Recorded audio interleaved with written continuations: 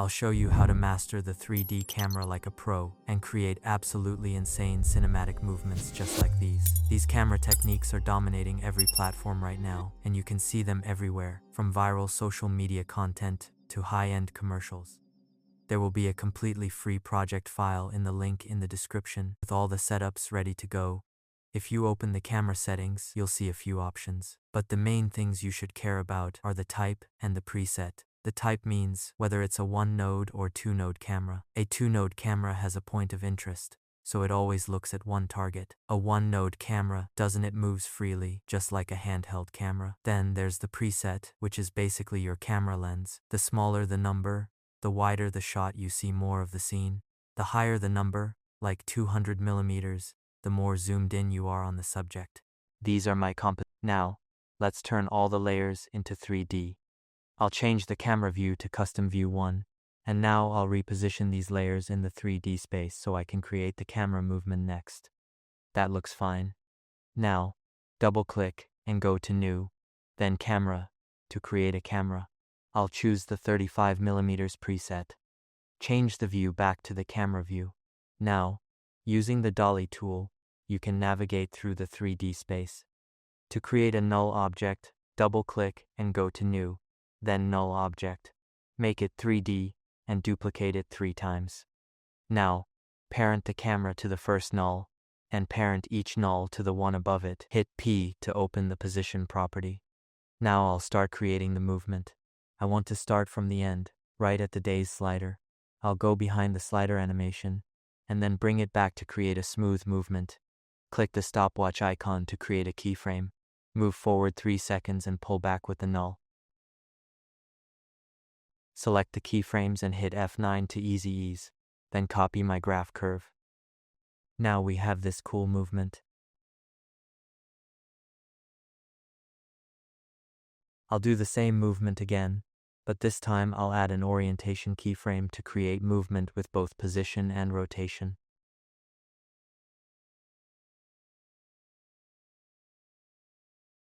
I'll set the orientation to 350 degrees.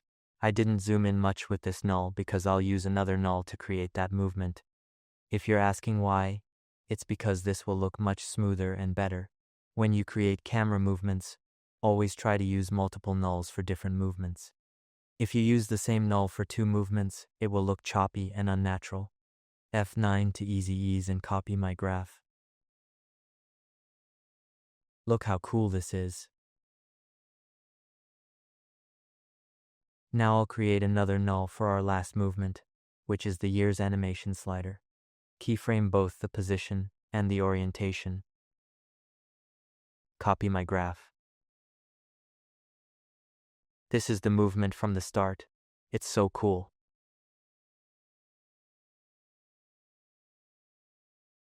Now let's see what these tools can do. First, Draft 3D will give you this insane 3D environment. It basically turns your After Effects into Blender. Let me just turn the view into 2 views. It can be incredibly helpful for animators because they get this massive 3D workspace where they can see everything clearly. This is the movement we just created with Draft 3D and 2 views enabled. From here, you can play with the camera angle as much as you want. As you can see, everything is visible. Now, open the camera options and enable depth of field. Depth of field is really important. You'll use it all the time. For example, we want the years slider to be blurred because we want to focus the camera on the hours slider. Move the focus distance to the hours slider, just like that. Then increase the aperture by a lot, because this is what's going to give us that beautiful blur. As you can see, now the camera focuses only on the number slider, and the years slider is blurred. It's so cool, and you'll use this technique constantly. Now I'll point the focus distance again, but this time it will be on the years slider. Look how the background is blurred now. I'll do the same thing on the days slider. It doesn't matter how far your object is, you can point the focus distance to it, and it will look like this. Now let's talk about the 4-view option. You can customize it so you can see all sides of the 3D space at once, just like that. To be honest, I've never used 4 views. I always do my work in 2 views. It's more than enough. Now we're taking things to a completely different level. In this next animation, we'll use only the camera, no nulls at all, to create an absolutely insane movement. Look at this flat card with a basic graph animation. Pretty boring, right? Now watch what happens when we add camera movement. This is the power of the 3D camera. Same elements, same animation, but with camera movement, it transforms into something cinematic.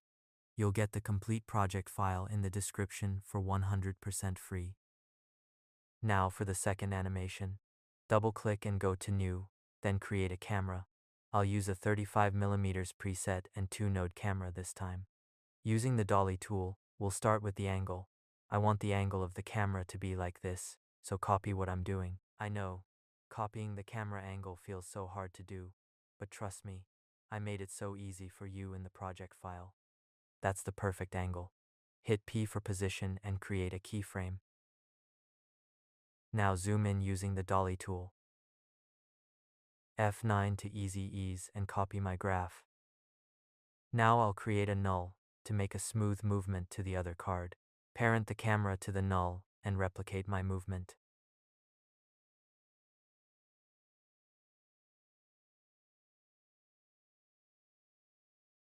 F9 to easy ease and copy my graph.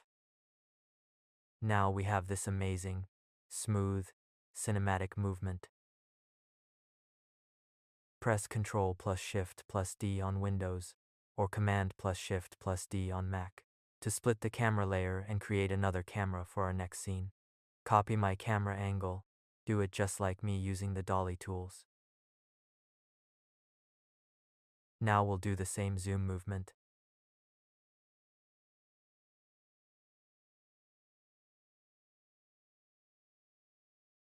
F9 to easy ease, and drag the handle to the left. Again, Ctrl plus Shift plus D to split the camera layer for our next scene.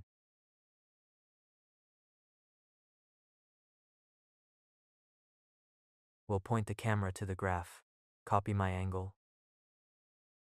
Now we'll create the same zoom movement. And that's it.